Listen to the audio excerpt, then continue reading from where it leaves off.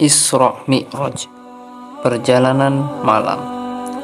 Senin, tanggal 27 Rajab tahun 12 Kenabian.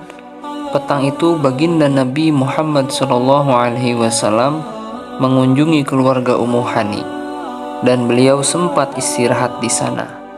Namun, ketika malam mulai menjelang, Nabi Muhammad SAW pamit untuk kembali ke rumah.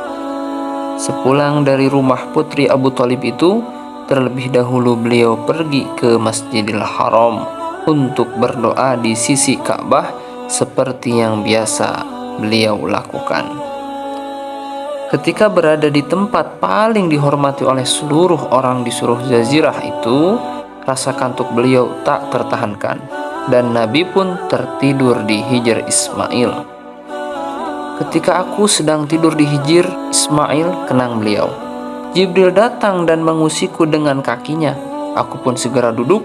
Setelah kulihat tidak ada apa-apa, maka aku pun kembali berbaring. Jibril kembali mendatangiku untuk kedua kalinya. Ketiga kalinya dia pegang lenganku dan aku pun diangkatnya. Jibril memapahku menuju pintu masjid, dan di luar terlihat seekor binatang putih seperti peranakan antara kuda dan keledai dengan dua sayap di antara kedua kakinya. Dengan sekali kepakan, hewan itu mampu melesat sejauh mata memandang. Demikian Rasulullah SAW menceritakan pertemuannya dengan malaikat Jibril di hari Senin itu. Tanpa beliau duga, ternyata beberapa malaikat juga telah menunggu di luar masjid, termasuk malaikat Mikail. Beliau kemudian dibawa ke suatu tempat dan dibedah dadanya, persis seperti yang dialaminya di kampung Bani Sa'ad.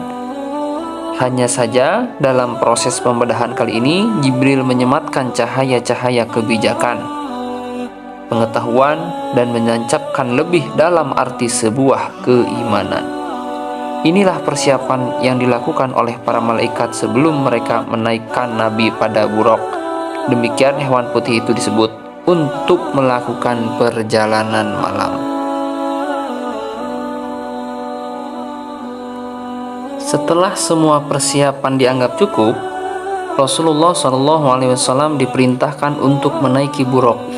Namun, hewan itu sedikit liar hingga membuat beliau merasa kurang nyaman untuk mendekatinya.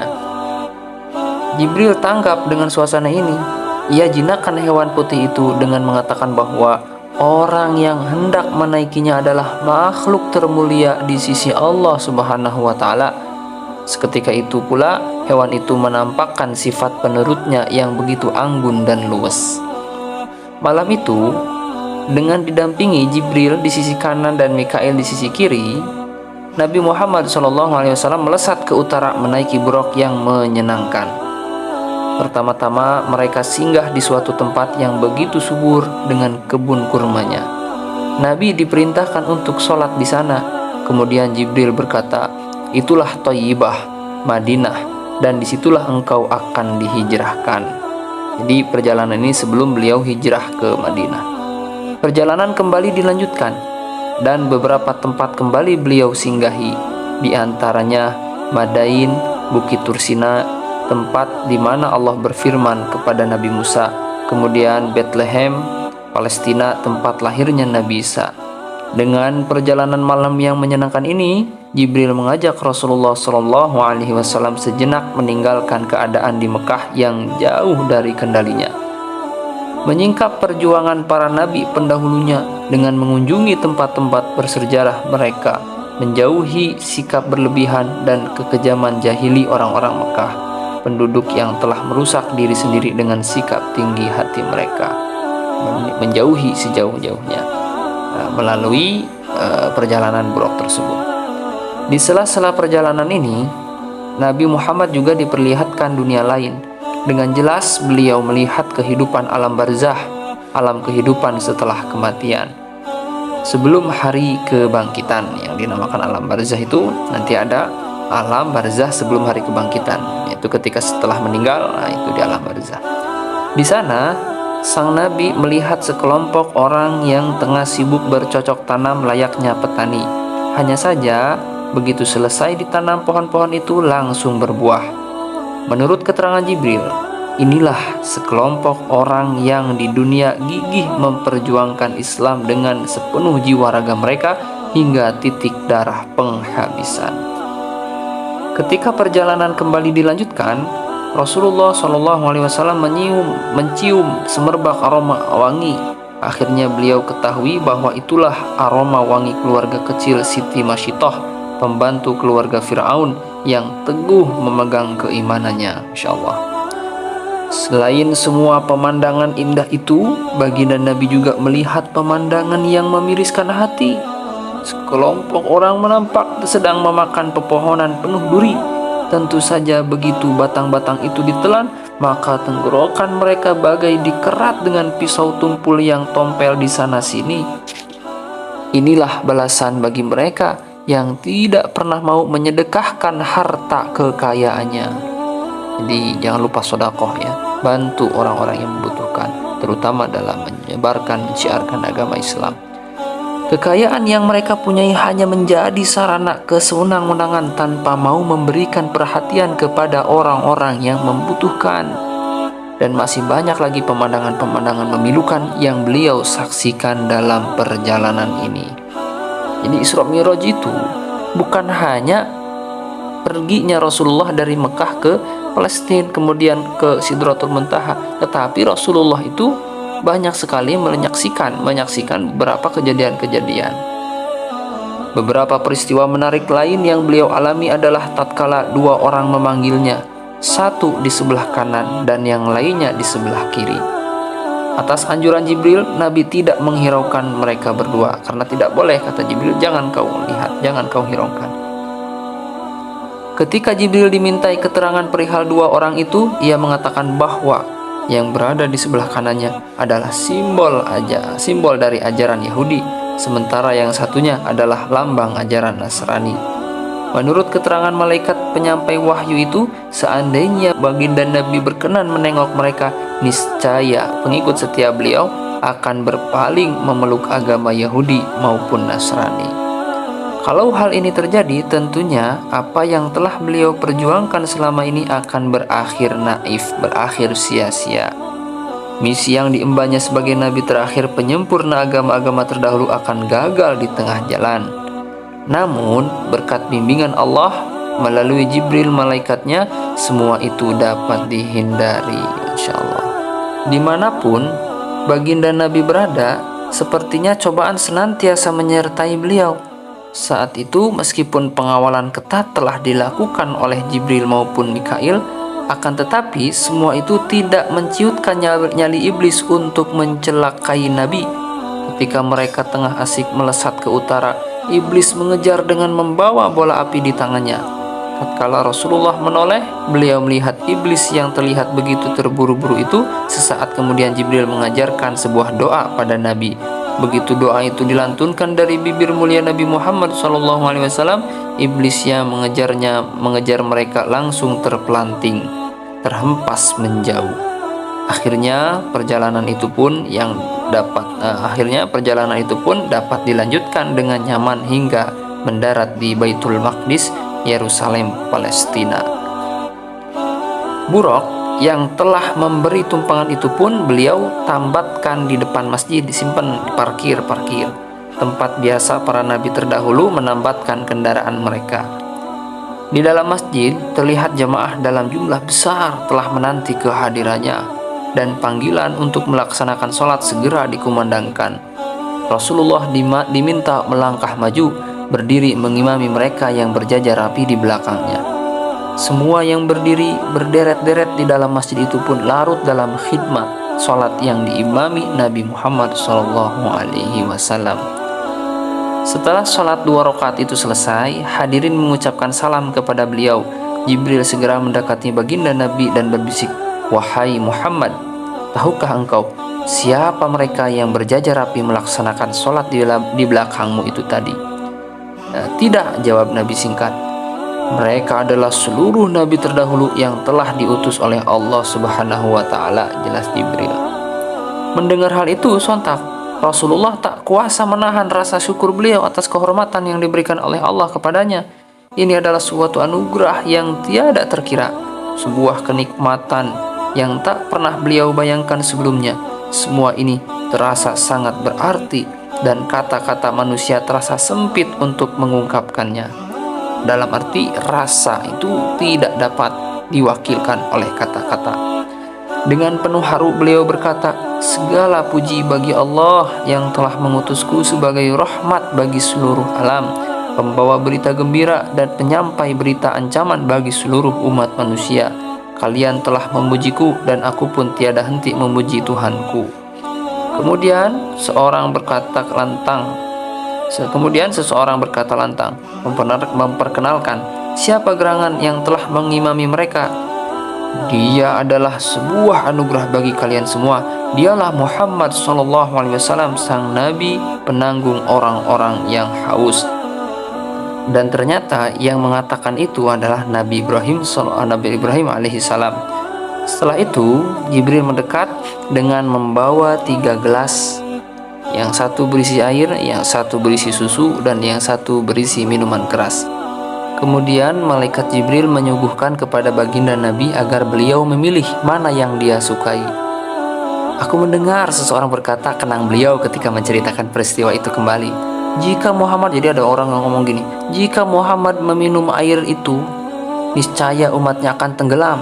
Jika arak yang dipilihnya, maka beliau dan umatnya akan sesat semua. Dan seandainya beliau memilih susu, niscaya beliau dan seluruh umatnya akan mendapatkan petunjuk." Aku mengambil gelas yang berisi susu dan meminumnya, dan Jibril pun berkata, "Engkau dan umatmu akan mendapatkan petunjuk." Dengan begitu terbongkarlah teka-teki 3 gelas Jibril itu. Pertemuan dengan para nabi itu pun berakhir dengan keberangkatan Rasulullah SAW bersama malaikat Jibril.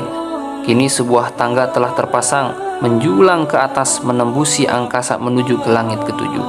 Malam itu, dengan ditemani Jibril, beliau mulai mendaki ke atas dengan mengendarai buraq. Pada setiap langit, Rasulullah kembali bertemu dengan para nabi.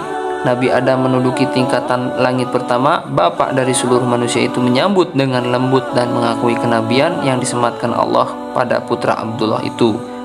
Ketika Rasulullah mengamati sekeliling Nabi Adam, beliau melihat dengan jelas bahwa di sebelah kanan Nabi tertua itu nampak ruh-ruh keturunannya yang selamat, sementara sebelah kirinya memperlihatkan ruh keturunannya yang mendapat siksa.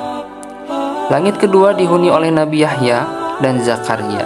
Selanjutnya secara berurutan Nabi Yusuf berada di langit ketiga, Nabi Idris di langit keempat, langit kelima ada Nabi Harun, Nabi Musa berada di langit keenam, dan Nabi Ibrahim menempati puncak langit ketujuh, gerbang menuju wilayah kekuasaan tertinggi Tuhan. Tidak ada satupun dari para nabi pendahulu yang menampik kerasulan beliau. Jadi beliau itu semuanya pada mengakui kenabiannya. Mereka menyambut Nabi Muhammad SAW dengan penuh semangat kerukunan dan kekeluargaan yang hangat. Nabi-nabi itu tidak pernah saling fitnah ataupun berebut mendapatkan pengikut. Tidak seperti zaman sekarang, mencari jamaah. Bahkan mereka saling mendukung dan saling berbagi ilmu dalam mengemban tugas ketuhanannya. Ikatan ini semakin kokoh tatkala dengan tegas Allah kemudian menetapkan dasar-dasar tentang keimanan yang berbunyi, pengikut Nabi Muhammad SAW tidak akan dianggap sempurna keimanannya tanpa mengakui nabi-nabi terdahulu. Nabi kembali mendaki ke atas menuju ke Sidratul Muntaha. Di sana beliau terus berjalan hingga akhirnya istirahat di Telaga Kautsar. Setelah singgah sejenak, Nabi kembali berjalan. Kali ini beliau menyusuri pinggiran Telaga Kautsar yang ternyata memasuki surga. Inilah tempat yang dijanjikan Tuhan bagi mereka yang taat menjalankan kewajiban-kewajibannya dan menjauhi segala larangannya dengan penuh keimanan. Karena kalau melakukan ibadah tanpa iman tidak akan diterima. Keindahan dan kenikmatan di dalamnya sungguh tiada tara. Tiada pikiran mampu membayangkan dan tiada hati mampu mendetakkan resapan kenikmatannya. Perjalanan terus dilanjutkan, dan neraka yang selama ini dijanjikan Allah sebagai tempat mereka yang membangkang juga ditampakkan kepada Rasulullah SAW. Siksaannya nampak lebih nyata daripada yang beliau lihat di alam barzah ketika terbang dari Mekah menuju Yerusalem tadi. Nabi Muhammad SAW melihat betapa para penggunjing terlihat begitu lahap menyantap daging bangkai yang menjijikan. Malaikat Malik nampak berdiri di gerbang neraka dengan wajah lebih seram dari orang yang telah lupa sama sekali cara tersenyum. Saat kemudian pintu neraka pun ditutup. Cuman lihat sebentar, healing-healing lihat. Gitu. Al-Mustawa menjadi tempat terakhir perjalanan baginda Nabi Muhammad SAW. Ketika menaiki tingkatan ini, Jibril tidak lagi mengiringnya. Beliau harus berjalan sendiri menuju puncak kemuliaan, yaitu Al-Mustawa, batas akhir pengetahuan setiap makhluk yang diciptakan Tuhan.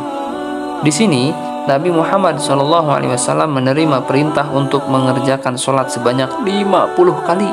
Setelah itu beliau turun. Namun ketika sampai di langit ke-6, sekali lagi beliau bertemu dan berbincang-bincang dengan Nabi Musa. "Apa yang Allah perintahkan kepadamu?" tanya Nabi Musa. "Sholat 50 kali," jawab Kanjeng Nabi. "Sesungguhnya umatmu tidak akan sanggup untuk melakukannya. Kembalilah dan memohonlah keringanan atas nama umatmu," kata Nabi Musa memberi saran. Mendengar hal itu, Nabi menoleh ke arah Jibril meminta pertimbangannya. Kemudian Jibril mengatakan, "Itu benar, dan jika engkau menghendaki maka lakukanlah," katanya gitu, kata malaikat Jibril. Maka Rasulullah pun melakukan saran itu dan kembali menghadap Tuhan untuk memohon keringanan. Begitulah demi memikirkan umatnya. Masya Allah. Beliau berulang kali naik turun memohonkan keringanan atas saran dari Nabi Musa, hingga akhirnya Allah hanya memerintahkan agar sholat dikerjakan 5 kali dalam sehari semalam. Ketika Nabi Musa menganjurkan agar beliau kembali lagi, maka Nabi pun menjawab, "Aku sudah malu sama Allah, aku sudah malu pada Tuhanku, aku bisa menerima dan rela dengan kewajiban ini," katanya. Sesaat kemudian terdengar suara entah dari mana asalnya, "Kewajiban telah aku tetapkan, dan aku pun telah memberikan keringanan bagi hamba-hambaku," gitu. Sebelum fajar muncul, mereka telah kembali ke Yerusalem. Selanjutnya dengan menaiki buruk, Nabi meluncur ke Mekah melewati karavan menuju ke selatan. Beliau kembali ke rumah Ummu Hani dan menceritakan perjalanan itu kepadanya. Dengan keimanan yang dimilikinya, Ummu Hani dapat memahami cerita di luar batas kemampuan akal manusia yang sangat terbatas ini. Dia menerima sepenuhnya apa yang disampaikan Nabi dengan tanpa tanya. Namun ketika Rasulullah SAW mengutarakan maksudnya bahwa hal itu juga akan beliau utarakan pada seluruh penduduk Mekah, maka Ummu Hani pun cemas. Pagi itu, Abu Jahal menyapa Nabi yang sedang duduk di masjid. Ketika diberitahu tentang perjalanan malam itu, ia pun terbelalak penuh keheranan. Gak percaya. Akan tetapi, ia tidak segera menampik cerita tersebut karena khawatir baginda Nabi tidak mau menceritakan lagi pada penduduk Mekah. Jadi pengen mengolok-olok sengaja, ceritain aja. Bukankah ini adalah kesempatan baik untuk menekan Rasulullah? Dengan menyimpan senyum sinis kemenangan, Abu Jahal memanggil penghuni tanah suci itu atas izin Nabi. Jadi dipanggil semua sama Abu Jahal. Abu Jahal tahu, bahkan semua orang tahu, bahwa untuk melakukan perjalanan sampai ke Yerusalem setidaknya membutuhkan sebulan untuk berangkat dan sebulan untuk kembali. Karena dulu nggak ada pesawat gitu. Tak ayal ketika baginda Nabi mengaku bahwa perjalanan panjang itu hanya beliau tempuh dalam waktu kurang dari semalam, maka siulan dan cacian segera terlontar dari mulut mereka. Orang-orang yang selama ini memusuh beliau merasa mendapat angin, kesempatan nih, karena kini mereka memiliki alasan tak terbantahkan untuk menghina sang Nabi. Beberapa orang pergi menemui Abu Bakar untuk memberitahunya bahwa sahabatnya baru saja memberikan pernyataan konyol gitu. Abu Bakar tahu nggak gitu, Nabi Muhammad itu memberikan pernyataan konyol gitu, kamu nanya gitu. Ternyata mendengar hal itu, Abu Bakar meminta mereka untuk menceritakan gerangan apa yang telah dilontarkan baginda Nabi. Dengan rinci orang-orang itu menirukan semua yang telah dituturkan oleh cucu Abdul Muthalib itu. Setelah Abu Bakar yakin bahwa semua pernyataan tersebut yang mengucapkan adalah Rasulullah, maka dengan tegas dia mengatakan bahwa dirinya tak pernah meragukan sedikit pun peristiwa itu. Bahkan seandainya Nabi menceritakan sesuatu yang lebih aneh sekalipun, maka Abu Bakar tak akan pernah meragukannya. Abu Bakar kemudian menuju ke masjid. Di sana ia mendapati Nabi Muhammad dengan berdiri. tengah berdiri dan dikerumuni orang-orang Quraisy. Dengan penuh keyakinan, mertua Rasulullah itu pun memohon agar beliau berkenan menceritakannya sekali lagi untuknya. Tatkala Nabi memulai ceritanya, ia mendengarkannya dengan seksama dan tak ada satu bagian dari cerita tersebut yang tak dibenarkannya. Karena itulah kemudian Abu Bakar diberi gelar kehormatan As-Siddiq, yang berarti orang yang sangat benar atau orang yang sangat meyakini kebenaran. Cerita tentang perjalanan malam ini memang menjadi sebuah dilema tersendiri bagi pengikut baginda Nabi. Bagi yang keimanannya telah mengakar, maka hal itu kian menambah keyakinan mereka akan kemuliaan Rasulullah di hadapan Allah Subhanahu wa Ta'ala. Di sisi lain, mereka yang imannya masih setengah-setengah, maka cerita ini menjadi alasan untuk menjauhi Nabi dan murtad dari petunjuknya.